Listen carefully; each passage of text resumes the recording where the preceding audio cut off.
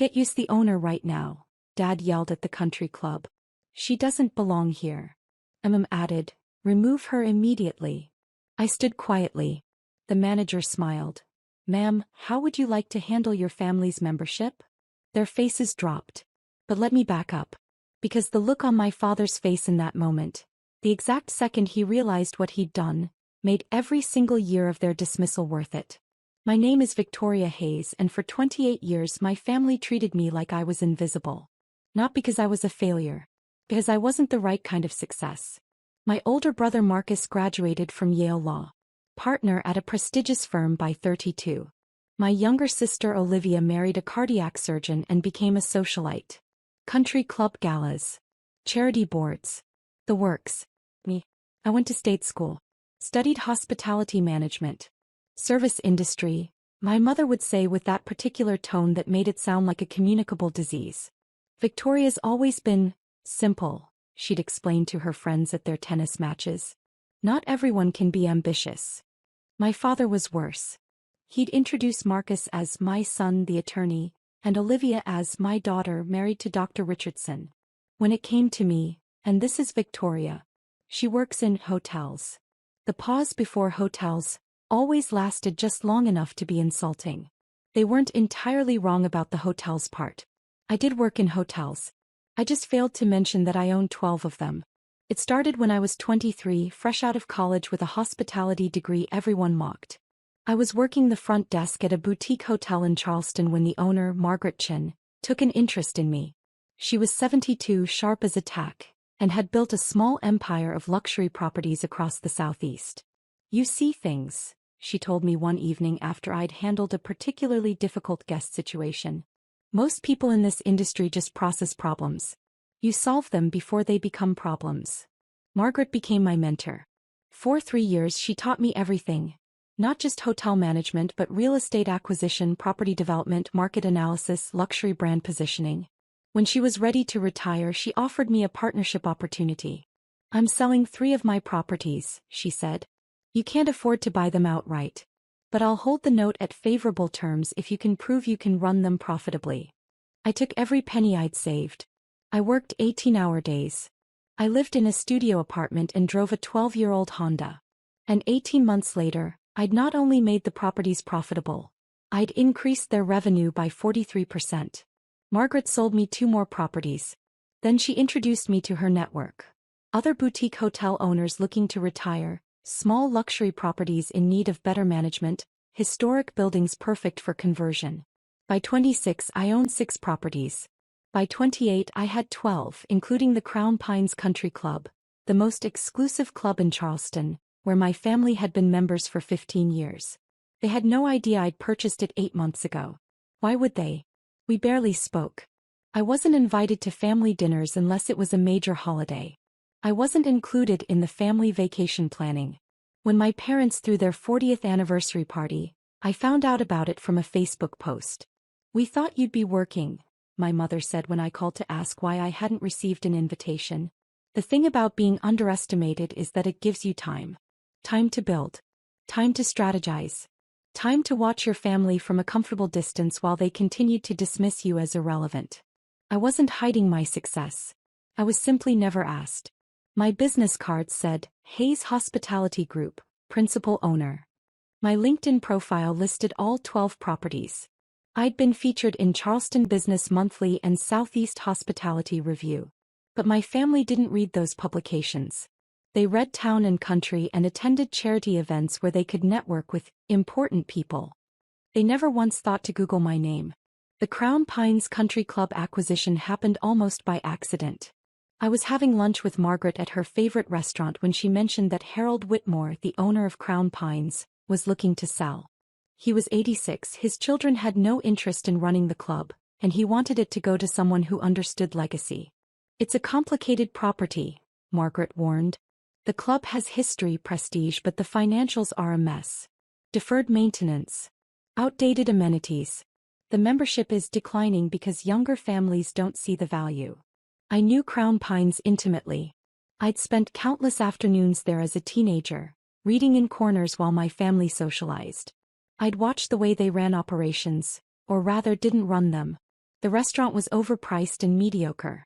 The golf course was beautiful but poorly maintained. The pool facilities hadn't been updated since 1987. I want to look at the numbers, I told Margaret. 3 weeks later, I sat in Harold Whitmore's study while he walked me through 70 years of country club operations. The property was stunning. 150 acres championship golf course, Olympic-sized pool, tennis courts, a historic main building that could be spectacular with proper restoration. The financials were exactly as Margaret described. The club was profitable but barely. Membership was at 60% capacity. Most members were over 60. The waiting list that had once been years long had dwindled to nothing. I built this place into something special, Harold said, his voice tired. But I'm too old to do what needs to be done. It needs someone young. Someone who understands both tradition and innovation. He sold it to me for $8.2 million. Well below market value because he cared more about legacy than maximum profit. I spent the next 8 months quietly transforming Crown Pines. I brought in a chef from one of my Charleston properties who'd trained at Le Bernardin. I renovated the pool facilities with a modern spa. I updated the golf course maintenance program. I created a young professionals membership tier with flexible options. I did it all through my management company, keeping my ownership private. The members knew there was new ownership, new management, new standards. They didn't know who was behind it. That included my family. Marcus had sponsored 3 new members in the past year. Olivia's husband had just joined the golf committee. My mother was vice president of the ladies' auxiliary. My father played golf every Saturday morning with the same foursome he'd had for a decade. They loved Crown Pines. They just didn't love me. The trouble started 3 weeks before Easter. My mother called me on a Tuesday evening. She never called without a reason. "Victoria, we're having Easter brunch at Crown Pines this year," she announced. "No greeting. The whole family will be there. Marcus is bringing his new girlfriend. Olivia and James are bringing the children. It's a significant family event." "That sounds nice," I said carefully. "We've reserved the private dining room. Noon on Easter Sunday. Try to dress appropriately. The club has standards." The implication was clear. I would embarrass them if left to my own devices. "I'll be there," I said. "Good. And Victoria, try not to mention your work situation. Marcus's girlfriend comes from a very prominent family. We don't need to bore her with hotel stories." She hung up before I could respond. I sat in my office, the corner office on the top floor of my newest property, a restored historic building in downtown Charleston, and stared at my phone. My assistant James knocked on the door frame. "Everything okay?" "Family brunch," I said. "At Crown Pines." James had worked with me for 4 years. He knew exactly what Crown Pines meant. His eyebrows shot up. "They still don't know?" "They've never asked." "Are you going to tell them?" I thought about it. 28 years of being dismissed. 28 years of being the least impressive Hayes. 28 years of watching my parents beam with pride over Marcus's trial victories and Olivia's charity work while treating my career like a shameful secret. "No," I said. "I don't think I will." James grinned. "Easter brunch should be interesting." I spent the next 3 weeks preparing for Easter brunch the way I prepared for any major business event, with strategic planning and attention to detail. I coordinated with Daniel Martinez, the Crown Pines general manager I'd hired from a 5-star property in Savannah. Daniel was brilliant, calm, professional, and absolutely unflappable. "Your family has no idea?" he asked when I briefed him on the situation. "None whatsoever. And you want to handle this?" "Carefully," I said. "I'm not trying to humiliate them. But if they create a situation, I want you to be prepared." Daniel nodded slowly. "Understood. I'll make sure the staff knows to loop me in immediately if there's any issue involving your party." I also reached out to Margaret, who'd become not just my mentor but one of my closest friends. "They're going to lose their minds," she said, delighted. "I wish I could be there to see it." "You'll get the full report," I promised. Easter Sunday arrived warm and beautiful. I dressed carefully, a cream silk blouse, tailored navy slacks, understated gold jewelry. Elegant but not flashy. Professional but not formal. My mother would still find something to criticize. I arrived at Crown Pines at 11:45. The property looked spectacular. The gardens were in full spring bloom, the main building gleamed in the sunlight, valets moved efficiently through the parking area. Pride swelled in my chest. This was mine. I built this. The hostess greeted me warmly. She knew exactly who I was, though her professionalism kept it subtle. Miss Hayes, your family's party is in the Magnolia Room. Shall I show you? I know the way. Thank you, Claire. I walked through the main dining room, nodding to the Sunday brunch guests. Through the windows I could see the golf course where foursomes were finishing their morning rounds. The restaurant hummed with conversation and the gentle clink of silverware. The Magnolia Room was Crown Pine's most prestigious private dining space. Floor-to-ceiling windows overlooking the 18th hole, crystal chandeliers, seating for 24. My family was already there. Marcus stood near the windows with a tall blonde woman who had to be the new girlfriend. Olivia sat at the table with her husband James and their 2 children. My parents held court at the head of the table, greeting arriving guests. Because of course it wasn't just immediate family. My Aunt Patricia was there, Uncle Richard, my mother's tennis partner Susan and her husband. I hesitated in the doorway. No one had noticed me yet. Then my mother's voice cut through the conversation. Victoria. You're late. I checked my watch. It was 11:58. The reservation is for noon. Family should arrive early. She looked me up and down. Is that what you're wearing? Yes. It's very plain. My father glanced up from his conversation. Victoria. Good. You're here. Come meet Marcus's girlfriend, Stephanie. Stephanie, this is our younger daughter. She works in the service industry. Stephanie extended a perfectly manicured hand. How nice. What do you do? Before I could answer, my mother interjected. She manages hotels. Now shall we all sit? I'm sure everyone is hungry. The meal started normally enough. The server took drink orders. Appetizers were brought out. My mother dominated the conversation, asking Stephanie questions designed to showcase her prestigious background. I sat quietly between Aunt Patricia and Uncle Richard, responding politely when spoken to, otherwise staying silent. It was Olivia who shifted the energy. Mother, did you see that Crown Pines is under new management? She said, sipping her mimosa. The changes are wonderful. The food is so much better. The new chef is exceptional, my father agreed. They finally upgraded from that mediocre continental menu. My mother nodded. The new ownership has excellent taste. Much more sophisticated. Patricia, did you try the renovated spa facilities? Aunt Patricia launched into praise for the updated amenities. Everyone had opinions about the improvements. The conversation buzzed with compliments for the mysterious new owner who'd revitalized their beloved club. I took a sip of water and said nothing. Marcus turned to me. You're in hospitality, Victoria. What do you think of the changes? All eyes turned to me. They're well executed, I said carefully. The property had good bones. It just needed someone who understood how to balance tradition with modernization. Well, someone certainly knew what they were doing, my mother said. Apparently the new owner has a portfolio of boutique luxury properties. Very exclusive. How do you know that? Olivia asked. Susan told me. Her husband is friends with Harold Whitmore. He mentioned that the new owner was someone young with an impressive reputation in luxury hospitality. My father snorted. Probably some tech mogul looking for a tax write-off. That's who buys these properties now. People with too much money and no real understanding of tradition.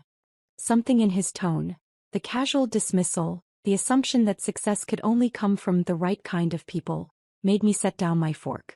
Actually, I said quietly, the new owner bought Crown Pines because they understood its legacy value. They saw potential beyond just financials. My father waved a hand dismissively.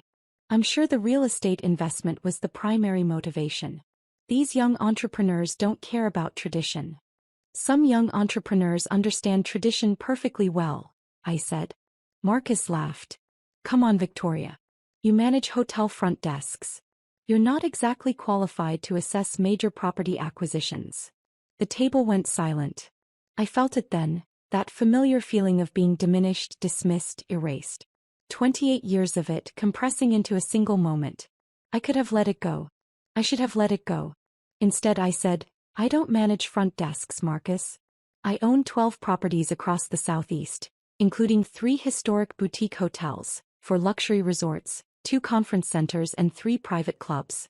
My company generated $47 million in revenue last year. The silence deepened. My mother laughed. A sharp, disbelieving sound. Victoria, that's absurd. Why would you make up something like that? I'm not making it up. You went to state school, my father said flatly. You've worked in hotels for what, 6 years? You expect us to believe you own a $47 million company. I don't expect you to believe anything. I'm telling you a fact. Olivia shook her head. This is embarrassing, Victoria. We have guests. I'm not embarrassed, I said. I'm successful. There's a difference. Marcus leaned forward. Okay, let's say you're telling the truth, which you're not, but let's pretend. Where did you get the capital for 12 properties? That's millions in acquisition costs alone. I started with 1 property, a partnership with my mentor. I proved I could run it profitably. He sold me 2 more. I leveraged those to acquire others. It's called building a business, Marcus. Some of us do it without family money or Yale connections. My father's face was turning red. This is ridiculous. You're a hotel clerk making up fantasies. I'm the principal owner of Hayes Hospitality Group. You can Google it. We've been featured in Charleston Business Monthly, Southeast Hospitality Review, and Luxury Property Management magazine. My mother stood up abruptly. That's enough. I don't know what's gotten into you, but I will not have you disrupt this family event with absurd lies. They're not lies.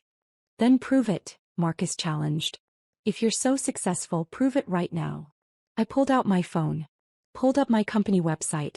The homepage featured a photo of me in front of my downtown Charleston property, along with a Forbes profile that had run 6 months ago.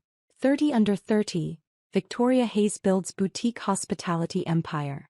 I passed the phone to Marcus. He stared at it. Frilled. His face went pale. This is real? Yes. He passed the phone to my father. Then to my mother. It made its way around the table. The silence was deafening. Why didn't you tell us? My mother finally whispered. You never asked. In 28 years, not once did you ask about my work beyond finding ways to diminish it. You assumed. You decided I was a failure because I didn't follow the path you valued. So I built something you couldn't even see. My father slammed his hand on the table. This is unacceptable. You let us think you deliberately misled. I misled no one. I told you I worked in hotels. I do. You chose to interpret that as failure. This is absurd, my father said, his voice rising. You cannot speak to your parents this way. I want to speak to the owner of this establishment immediately. We're being insulted by our own daughter in what's supposed to be a prestigious club. I want to speak to whoever's in charge. Now. I'm calling the manager, my mother announced, already pulling out her phone. This behavior is completely unacceptable. We're members here. We shouldn't have to tolerate. Get us the owner right now, my father yelled toward the door where our server had just entered with entrees. She doesn't belong here.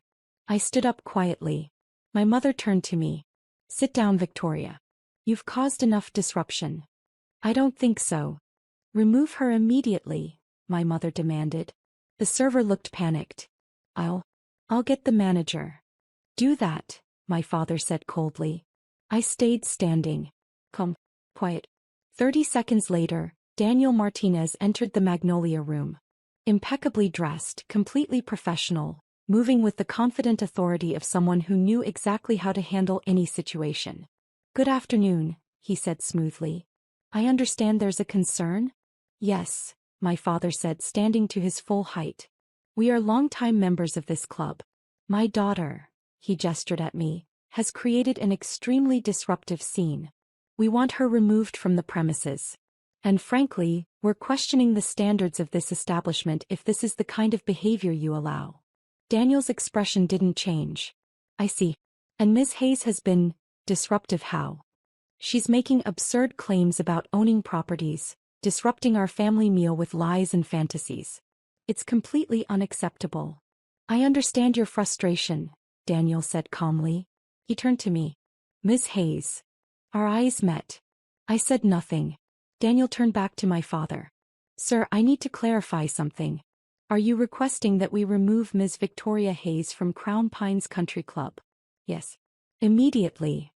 I see. Daniel paused. Then he smiled just slightly.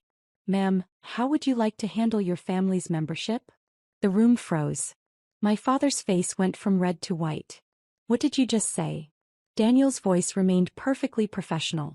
I asked Ms. Hayes, Ms. Victoria Hayes, owner of Hayes Hospitality Group and as of 8 months ago, owner of Crown Pines Country Club, how she would like me to handle this situation. The silence was absolute. My mother's mouth opened, closed, opened again. No sound came out. Marcus sat down heavily. Olivia's face had gone pale. Aunt Patricia dropped her fork. It clattered against her plate. My father just stared at me. You own Crown Pines, I said quietly. Yes. I bought it from Harold Whitmore last July. I've spent the last 8 months renovating it, improving operations, upgrading amenities. Everything you've been praising all morning? I did that. That's impossible, my mother whispered. It's very possible. And very real. Daniel remained standing near the door, waiting for my instructions with perfect professional courtesy. Daniel, I said, my voice steady, please have the membership contracts for Mr. and Mrs. Hayes brought to me. I'd like to review their standing. Immediately, ma'am. He stepped out. My father found his voice. Victoria, surely we can discuss this. This is a misunderstanding. We didn't know. You didn't know because you never asked. For 28 years you never asked. You just assumed. We're family, my mother said desperately. You can't seriously. I can seriously review whether Crown Pines is the right fit for members who create disruptive scenes in private dining rooms, make demands to remove other guests and generally fail to maintain the standards we expect. Marcus leaned forward. Victoria, come on. Dad was just upset. He didn't understand the situation. He understood perfectly. I was embarrassing him. Just like I've apparently been embarrassing all of you for my entire adult life. Daniel returned with a file. The membership contracts, Ms. Hayes. I took them. Didn't open them. Just held them. I need to think about this, I said. About whether Crown Pines remains the right environment for our family. In the meantime, please complete serving our meal. And Daniel, put today's brunch on my personal account. My family's guests are, of course, welcome to enjoy their meal. Of course, ma'am. Will there be anything else? That's all. Thank you. He withdrew. I sat back down. Placed my napkin back in my lap. Picked up my fork. The sea base looks excellent, I said calmly. The chef sourced it locally. Sustainable fishing practices were very important in our vendor selection process. No one moved. No one spoke. I took a bite. It was perfectly prepared. The rest of the brunch was torture, at least for everyone else. I ate my meal calmly. Answered polite questions from Aunt Patricia about property management. Smiled at Olivia's children when they asked about the pool. My parents said nothing. Marcus kept starting sentences and stopping. Stephanie looked like she wanted to disappear into the floor. When dessert was served, my mother finally spoke. Victoria, we should talk. Privately. We're talking now. About your position here. And our membership. I said I need to think about it. But surely you wouldn't actually terminate your membership? I don't know, Mother. Would you have removed me from the premises if you'd had the authority? She had no answer. Coffee was served. The children became restless. Olivia made excuses about nap time and gathered her family to leave. Marcus and Stephanie followed shortly after. That left my parents, Aunt Patricia and Uncle Richard and Susan with her husband. My father cleared his throat. Victoria, I think we all owe you an apology. Do you? We clearly underestimated your achievements. You dismissed them without ever knowing what they were. That's not fair, my mother protested. You never told us. You let us think. I told you I worked in hotels. That's true. I told you I was in hospitality management. Also true. You decided those weren't impressive enough to warrant further questions. You could have corrected us, my father said. Why? So you could find new ways to diminish it? You've spent my entire life treating my choices as inferior to Marcus's law career and Olivia's society marriage. When did I owe you information you never valued enough to ask about? Aunt Patricia stood abruptly. I think Richard and I should go. This seems like a family conversation. They left. So did Susan and her husband. My parents sat across from me in the now empty private dining room. What do you want from us? My mother finally asked. Nothing. That can't be true. It's completely true. I don't want apologies you don't mean. I don't want sudden interest in my life now that you know I'm successful. I don't need your approval or your pride or your acceptance. I built everything I have without any of those things. You're our daughter, my father said. Am I? Because for most of my life I felt more like an embarrassment you had to explain. The silence stretched. Your membership is paid through the end of the year, I said finally. After that you'll need to reapply like any other member. The standards have changed. We're looking for members who value community, respect, and genuine connection to Crown Pines. Not just social status. Victoria. I stood. I have work to do. Thank you for coming to Easter brunch. I hope you enjoyed the meal. I walked out of the Magnolia room with my head high, leaving my parents sitting in stunned silence. Daniel was waiting in the hallway. How are you holding up? Surprisingly well, actually. That was the most professional power move I've ever witnessed. I smiled. Years of practice at staying calm while being insulted. For what it's worth, ma'am, you were magnificent. The next morning I woke up to 17 missed calls and 23 text messages. Marcus, we need to talk. This is ridiculous. Olivia, I can't believe you do this to the family. My mother, your father is beside himself. How could you? I deleted them all without responding. Instead, I went to my office and dove into work. I had a property closing in Savannah next week, renovation plans to review for the Charleston location, and quarterly financials to prepare for my investors. Margaret called around 10. I heard it was quite a show. News travels fast. Small community, successful female entrepreneur drama, country club scandal. Of course it travels fast. How do you feel? I thought about it. Free. Good. That's exactly how you should feel. 2 weeks passed. The calls and texts continued, then tapered off, then stopped entirely. My parents tried to reach me through mutual acquaintances. I politely declined every intermediary. Then 3 weeks after Easter I received a letter. Hand-delivered to my office. My father's handwriting on the envelope. I stared at it for a full minute before opening it. Victoria, I've spent 3 weeks trying to figure out what to say. Your mother and I have discussed this countless times. We've talked to Marcus and Olivia. We've examined our behavior. And I've come to realize something difficult. You were right. We never asked. We assumed. We decided who you were without ever giving you the chance to show us. We took the most reductive interpretation of your career and used it to justify treating you as less than your siblings. I can't apologize enough. But I know apologies aren't what you need from us. You've built something extraordinary without our support, approval, or acknowledgement. You don't need us to validate what you've accomplished. What I can offer is different behavior. We would like, if you're willing, to start over. Not as parents who think they know you, but as people who would like to get to know the daughter we never took the time to understand. We understand if you're not interested. We've earned that. But if you are, your mother and I would like to take you to dinner. Not at Crown Pines. Maybe that restaurant you mentioned once. The one you renovated downtown? We'd like to see what you've built. No expectations. No demands.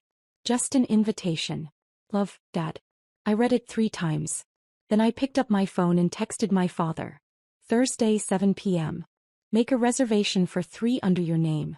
His response came immediately. Thank you. Thursday evening I arrived at the Ashford, my crown jewel property, a historic building I'd converted into a luxury boutique hotel with a Michelin-recommended restaurant. My parents were already there, looking uncertain and out of place in a way I'd never seen before. We sat, ordered, made awkward small talk. Then my father said, "Tell us about this place. How you acquired it. What the renovation process was like." And for the first time in 28 years they listened. Really listened. My mother asked questions about my design choices. My father wanted to understand the financial structure. They looked at photos of my other properties. They read the Forbes article. They Googled my company and spent 20 minutes scrolling through the website. "I can't believe we missed all of this," my mother said quietly. "You weren't looking." No, we weren't. The dinner lasted 3 hours. It wasn't perfect. Years of dismissal don't disappear over one meal. But it was a start. As we were leaving, my father paused. Will you consider reinstating our membership at Crown Pines? I thought about it. Reapply in 6 months. Go through the proper channels. If your application meets our standards, we'll consider it. That's fair. I think so. My mother hugged me, awkwardly, unpracticed but genuine. We're proud of you. I know we have no right to say that now, but we are. Thank you.